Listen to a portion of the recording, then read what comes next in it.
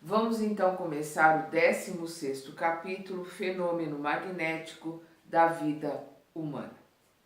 Hipnose de palco e hipnose natural.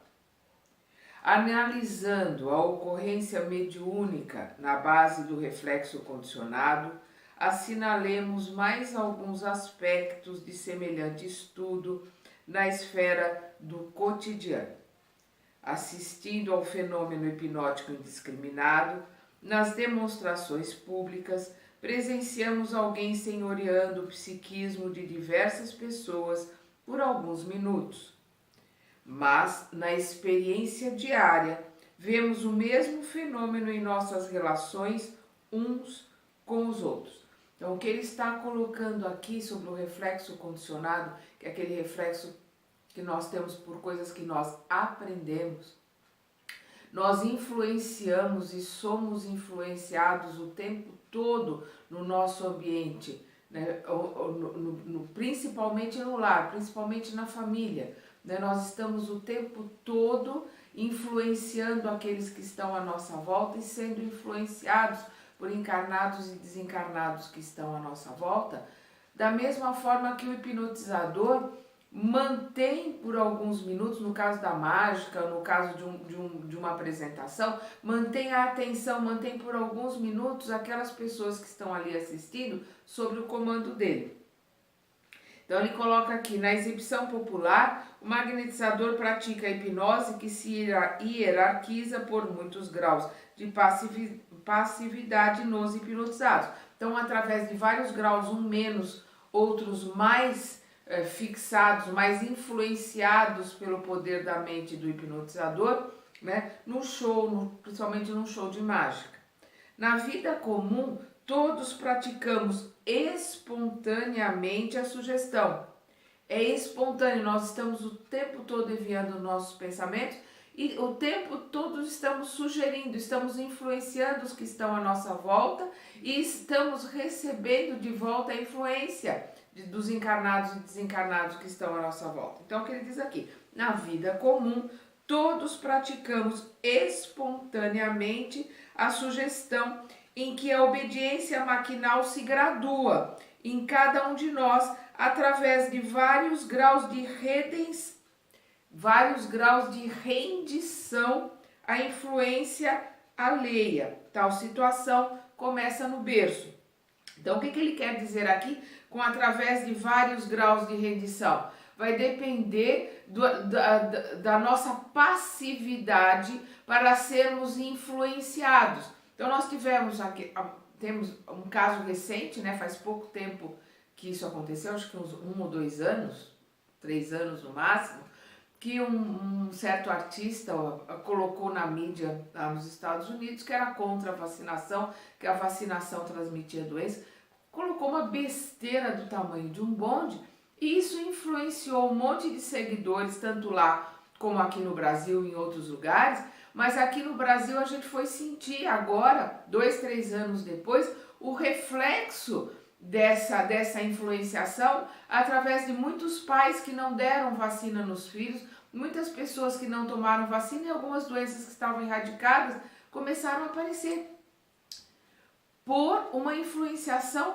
negativa. Mas as pessoas que foram influenciadas, elas deram essa passividade, elas acreditaram naquilo que aquela pessoa colocou, talvez até por colocar. Uma ideia dela que teria que ter ficado com ela no máximo entre um círculo fechado de amigos, acabou influenciando vários países e numa influência negativa. A influência positiva também pode acontecer, mas infelizmente a negativa é mais rápida. Haja vista aí os fake news, né, que rodam as nossas redes sociais. Então ele continua aqui, centro indutor do lar. O lar é o mais vigoroso centro de indução que conhecemos na Terra. Então o lar, a família, os pais em relação aos filhos, são os maiores indutores, são os maiores influenciadores, porque a função deles, quando os filhos são pequenos, é essa mesma, de influenciar. de modificar, de dar a eles uma formação moral, uma formação religiosa, uma formação ética, uma formação de cidadania, para que esses filhos possam viver bem em sociedade. A maneira de alguém que recebe esse ou aquele tipo de educação em estado de sonolência, o espírito reencarnado no período infantil recolhe dos pais os mapas de inclinação em conduta que lhe nortearão a existência. Então vamos parar aqui um pouquinho e entender o que ele está falando. A maneira de alguém que recebe ou esse ou aquele tipo de educação em estado de sonolência, quando a gente está meio sonolento, né, a mãe fala, vai escovar os dentes, ou como eu já comentei aqui, eu falava pro meu filho, vai para aqui, sobe, pega o degrau. Ele ia para a cama dormindo, eu dirigindo, porque eu não conseguia mais pegar ele no colo. Nós oferecemos uma facilidade, né, a obediência quando estamos nesse estado de sonolência. Então, a maneira de alguém, né, uma forma de dar um exemplo, que recebe ou esse ou aquele tipo de educação em estado de sonolência, o espírito reencarnado no período infantil recolhe dos pais os mapas de inclinação em conduta que lhe nortearão a existência. As crianças no período infantil, que é de 0 a 7 anos principalmente, recolhem dos pais todos os ensinamentos. O problema é que ela recolhe dos pais esses ensinamentos, não é com o que eles falam, mas é com os exemplos que eles dão. É com aquilo que eles mostram no dia a dia. É como eles vivem a vida. O filho vai absorver aquilo como ensinamento e isso vai ser um mapa para esse filho através da sua existência.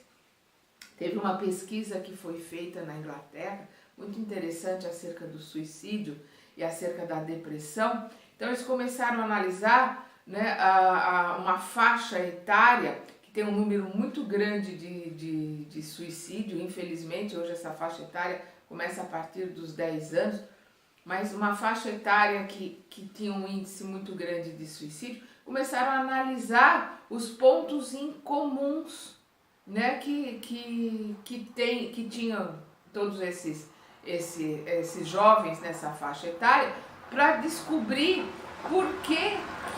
descobrir o que tinha de diferente, né? Foram vendo todos os que tinham em comum para ver o que tinha de diferente, por que alguns na mesma faixa etária sofrendo problemas graves, situações de perdas, sofrendo tristezas ou situações de violência, não se suicidavam, e outros com situações muito menores, né, de depressão, ou de uma mágoa, ou de uma vivência de um namoradinho ou uma namoradinha que desmanchou, o jovem vai lá e se suicida, para tentar entender a diferença, né, por que uns são dados a esses estados tão depressivos, e foram vendo aqueles jovens que estavam em estado maior de depressão, que teriam a possibilidade, né, que haveria essa possibilidade de suicídio, estariam mais sujeitos a isso, porque aqueles que já se suicidaram não teriam mais como ver o que aconteceu.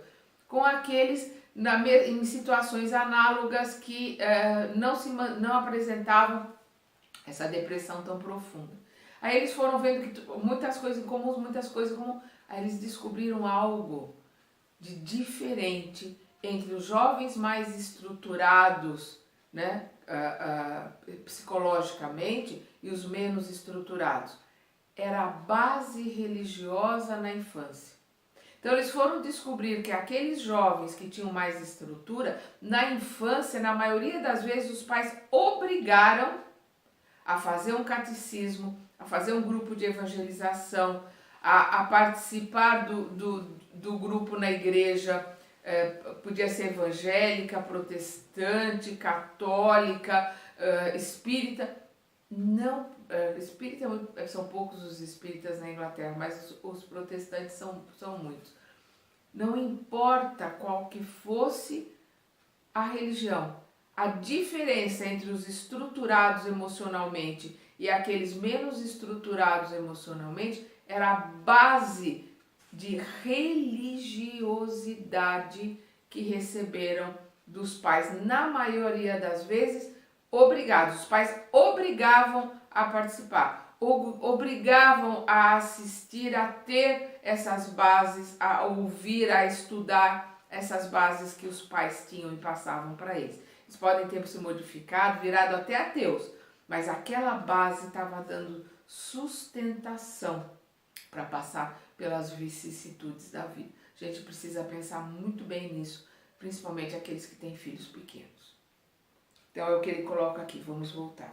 A maneira de alguém que recebe esse ou aquele tipo de educação em estado de sonolência, o espírito reencarnado no período infantil recolhe dos pais os mapas de inclinação e conduta que lhe nortearão a existência, em processo análogo ao da escola primária, pelo qual a criança é impelida a contemplar ou mentalizar certos quadros para refleti-los no desenvolvimento natural da instrução.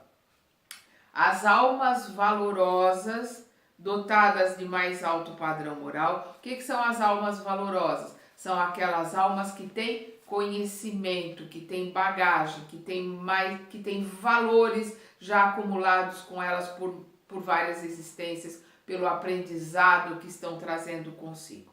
Então, as almas valorosas, dotadas de mais alto padrão moral, segundo as condições, segundo as aquisições já feitas em numerosas reencarnações de trabalho e sacrifício, constituem exceções no ambiente doméstico, por se sobreporem a ele, exteriorizando a vontade mais energética de que se fazem mensageiras. Então vamos entender isto aqui.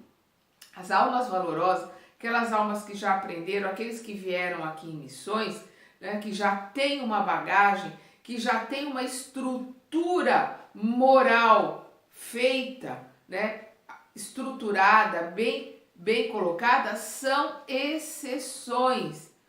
E normalmente quando isso acontece, a própria família trata como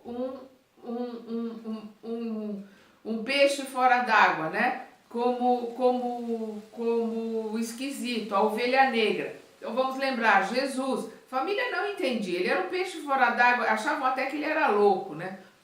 O Chico Xavier, Gandhi, Madre Teresa de Calcutá, a família não entendia, achava que era uma pessoa esquisita, uma pessoa completamente... Francisco de Assis, né? Ele precisou sair nu, porque a briga dele com o pai foi tão grande. Quem conhece a história da vida dele, né? Tem um livro maravilhoso, já falei várias vezes, Francisco de Assis,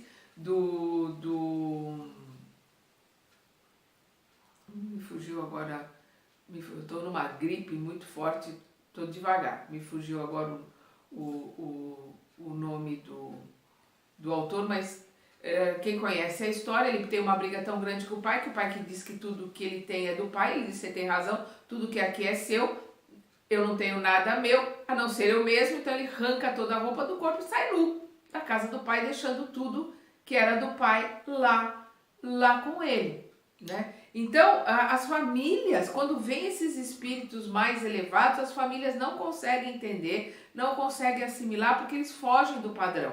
Eles estão num padrão diferenciado daqueles, vêm em missão, eles têm um trabalho a cumprir, sabem desse trabalho e nada vai tirá-los desse roteiro, né, que eles se colocaram. Então o que ele diz aqui, né? As almas valorosas, dotadas de mais alto padrão moral, segundo as aquisições já feitas em numerosas reencarnações de trabalho e sacrifício, constituem exceções no ambiente doméstico, por se sobreporem a ele, exteriorizando a vontade mais enérgica de que se fazem mensageiras. Elas vão realizar a sua missão, levar a sua mensagem.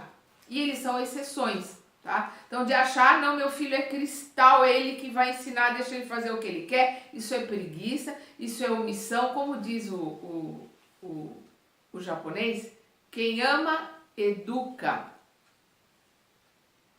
Vamos continuar. Contudo, via de regra, a maioria esmagadora de inteligências encarnadas retratam psicologicamente aqueles que lhe deram o veículo físico, transformando-se por algum tempo em instrumentos ou médiuns dos genitores à face do ajustamento das ondas mentais que lhes são próprias em circuitos conjugados pelos quais permutam entre si os agentes mentais de que se nutrem. Ou seja, a maioria esmagadora das encarnações, aquela criança que está encarnando naquela família faz parte do núcleo familiar, faz parte da história pregressa de todos que estão ali por amor ou por ressarcimento, por necessidade de acertos, ou por amor estarem juntos num trabalho familiar. Então, eles estão ligados ali dentro dos valores da família. Ele coloca uma coisa muito interessante, quando ele diz aqui: contudo, via de regra, a maioria esmagadora de inteligências encarnadas retratam psicologicamente aqueles que lhes deram o veículo físico, transformando-se por algum tempo, por um pequeno espaço de tempo, então, enquanto são crianças, primeira e segunda etapa do aprendizado, que vai ali até os 13, 14 anos, né? E olhe lá, em instrumentos ou médiums dos genitores. Por que médiums dos genitores? Porque eles passam a colocar e a vivenciar e a reproduzir as ideias dos pais. Então aí você vê a criança falando determinadas coisas que não é o pensamento dela, porque ela nem está entendendo direito aquilo que ela está falando, mas é o que o pai pensa, é o que a mãe pensa. Ele está reproduzindo a ideia dos pais. Então, quando a gente reproduz uma ideia que vem de fora, nós estamos sendo médiuns. Então, a criança passa a ser médium dos pais. Elas vão reproduzir aquela fala que o pai teve, aquela fala que a mãe teve, aquela atitude que o pai teve, aquela atitude que a mãe, a avó, a pessoa que convive mais tempo com ela ali tem. Então, ela vai ser um espelho do meio em que ela vive. É o que ele está colocando aqui. Então, vai ser médium dos genitores, a face do ajustamento das ondas mentais que lhes são próprias, pela sintonia. Vai sendo ajustadas as ondas mentais para que a criança consiga receber as ondas mentais da família, né? E assimilar essas ondas mentais e reproduzir, né? Ele vai pura e simplesmente uma esponja, assimilar essas ondas mentais e reproduzir. Não é o que o pai e a mãe estão falando. Estão pensando, estão fazendo. Entendam bem, olha a responsabilidade. A gente precisa entender a responsabilidade e a força do pensamento. Porque aí a gente fala, a mãe fala o tempo todo, aí você tem que ser bonzinho, você tem que ser não sei o que, você tem que ser não sei o que lá, você tem que comer essa comidinha é boa. Ele vai comer aquela comida e por pior que ela seja, vai lembrar o resto da vida que a comida da mamãe é a melhor comida do mundo. Mas ele também vai ver os atos e atitudes da mamãe, do papai, do vovô, da vovó, daqueles que convivem com ele o tempo todo e vai reproduzir os sentimentos, vai reproduzir aquelas atitudes. Se forem de amor, vai ser de amor. Se forem de agressividade, vai ser de agressividade. Você vai ver uma criança pequena sendo agressiva porque ela pura e simplesmente está refletindo aquilo que ela sentiu através dos pensamentos daqueles que estão na casa. Então não adianta ir brigar escondido da criança, porque ela não está ouvindo a briga, mas ela está o sentindo e recebendo todas as ondas mentais de pai e mãe convivendo ali que naquela casa. É o que ele está colocando aqui. A face do ajustamento das ondas mentais que lhe são próprias, em circuitos conjugados. Se fecha um circuito ali no seio da família com aquela criança e ela vai mergulhar naquelas ondas mentais e vai receber e reproduzir essas ondas mentais, pelos quais permutam entre si os agentes mentais de que se nutrem, né? Então todos se nutrindo ali dentro daquela família. Somente depois que experiências mais fortes lhes renovam a afeição interior, costumam os filhos alterar de maneira mais ampla os moldes mentais recebidos. Isso quer dizer que, a partir de uma certa idade, normalmente na adolescência em diante, ela começa a ver outros padrões, receber influências de fora, de encarnados e desencarnados que lhes são afins, né? Influência do trabalho, influência da faculdade, influência da família da namorada ou do namorado, e ela vai modificando a sua forma de ser, a sua forma de pensar, pela sua bagagem, pelas suas escolhas, né? Se distanciando ou não daquilo que recebeu no seio familiar. Outros centros indutores. Em todos os planos determina a providência do Criador, seja a criatura amparada com segurança. Isto aqui é maravilhoso, a gente tem que lembrar e levar isso conosco para a eternidade. Em todos os planos, seja ele nos planos mais inferiores, seja nos planos de sabedoria, nos planos superiores, eu estou falando aqui de vibração, de iluminação, não estou falando aqui de ter. Não estou falando da família que tem coisas ou da família que não tem coisas. Estou falando dos espíritos que são mais esclarecidos, mais elevados, mais iluminados, e os espíritos que têm menos conhecimento do bem, menos conhecimento do amor e da bondade divina, que são os espíritos menos esclarecidos. Então, em todos os planos, seja ele qual for, lá nos abismos ou lá nos planos superiores, a providência do Criador, Deus determina grupos de amparo, grupos de auxílio. Todos nós estamos sendo auxiliados e amparados o tempo todo. Sempre. A nossa família espiritual, aqueles que nos amam, estão à nossa volta, nos amparando. Encarnados e desencarnados. Porque tem sempre o grupo da nossa família espiritual que nos amam muito, encarnados, às vezes até como agregados, como amigos, às vezes não estão nem naquele núcleo familiar, que ali é uma questão de ação e reação, de provas e expiações, mas estão à nossa volta para nos auxiliar, estão ali para nos fortalecer, para nos ajudar.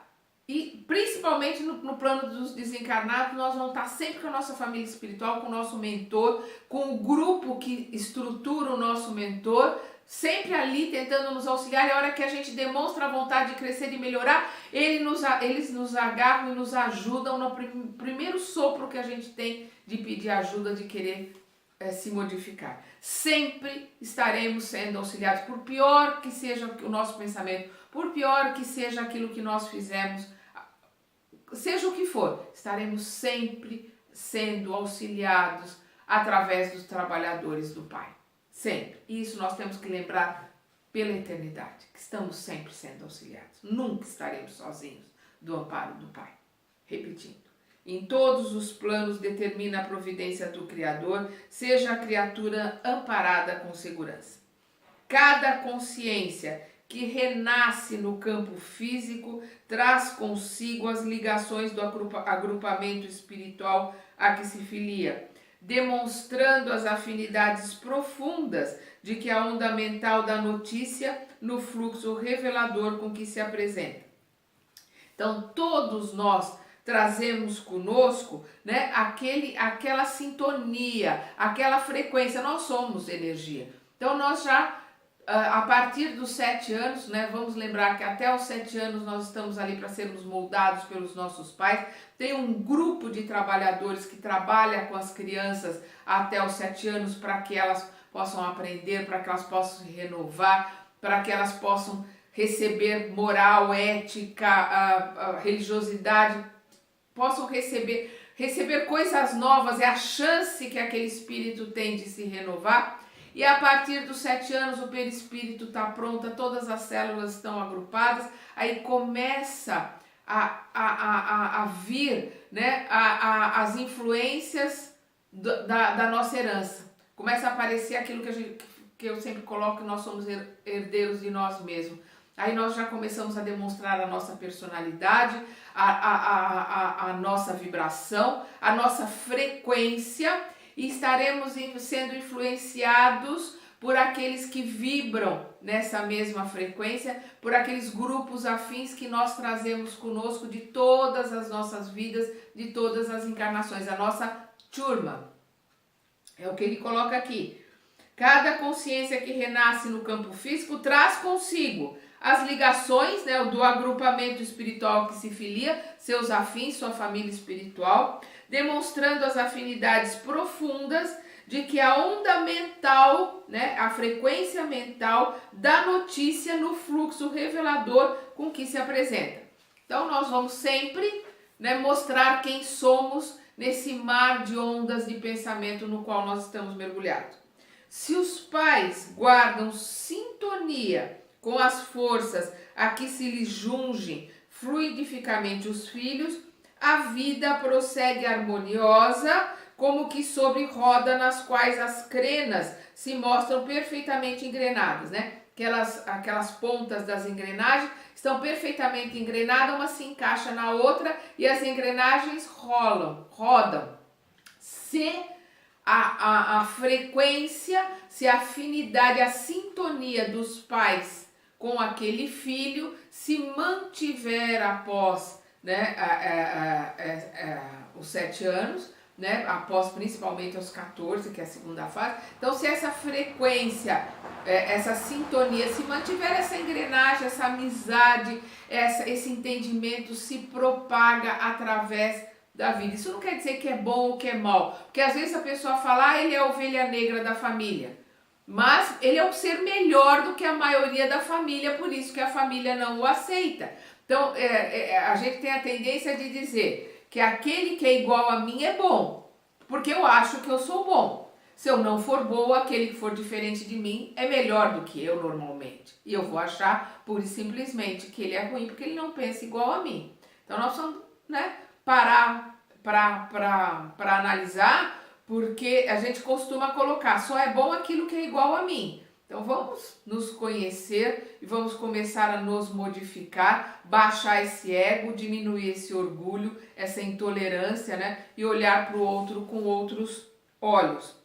Então o que ele disse, a sintonia, tá todo mundo na mesma frequência, todo mundo farinha do mesmo saco, a engrenagem anda, pro bem ou pro mal, sem julgamento aqui.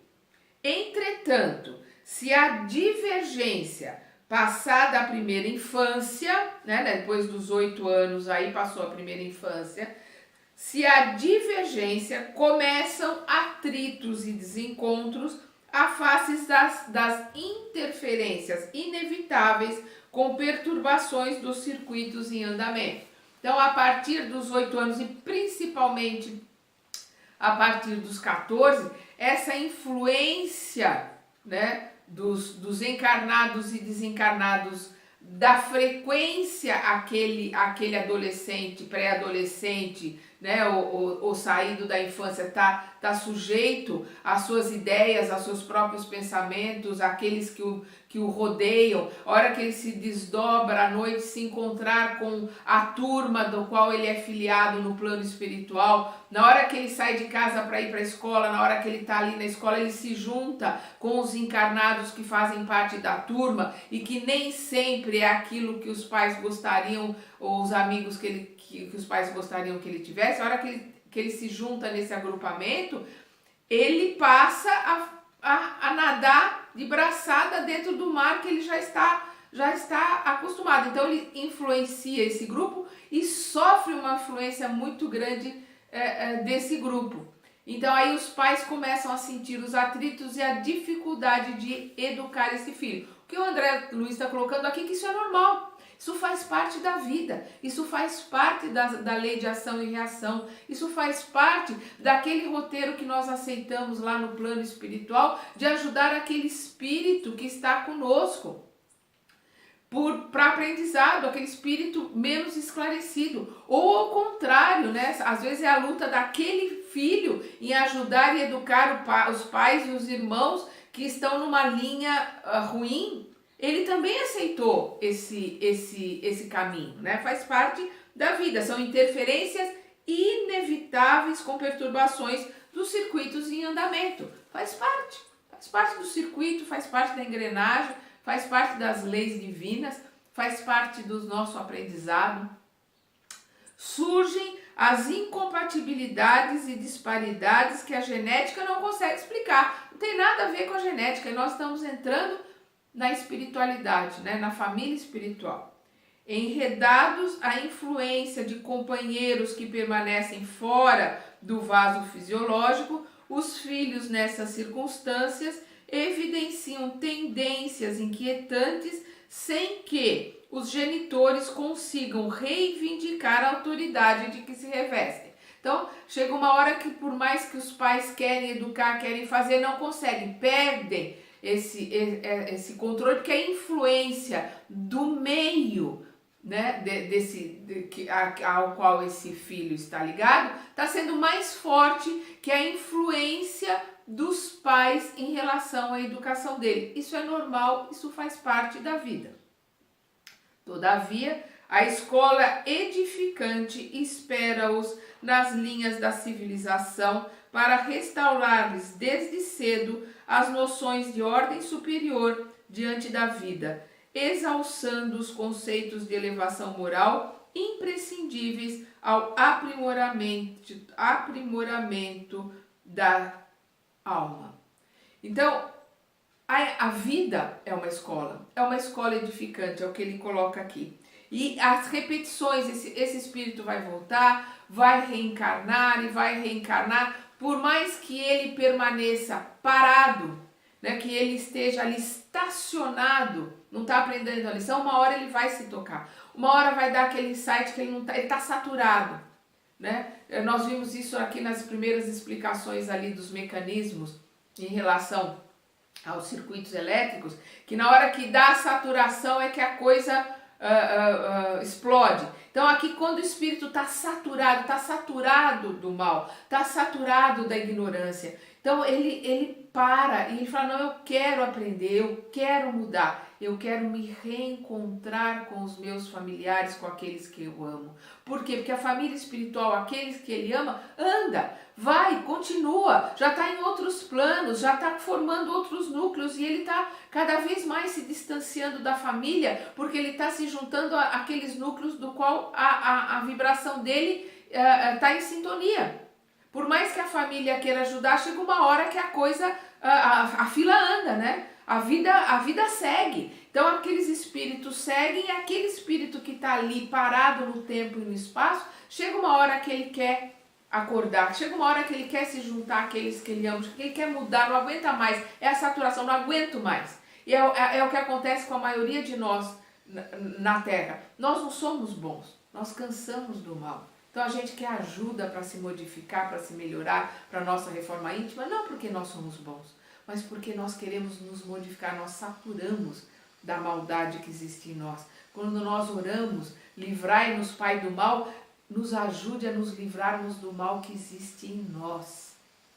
Nós somos os fornecedores, os fabricantes deste mal. Me ajude a me libertar de mim, libertar desse ego, libertar desse círculo vicioso que eu estou, de ficar pensando em mim, querer as coisas para mim, eu, o tempo todo. Me ajuda a libertar disso, libertar desses males que existem em mim e eu começar a me modificar e olhar para o outro e começar a servir, começar a ter empatia com o outro, ou seja, me colocar no lugar do outro, aprender com ele, mas principalmente ajudar naquilo que eu puder ao outro, para facilitar o caminho dele, para minimizar as suas dores, porque eu só recebo aquilo que eu dou.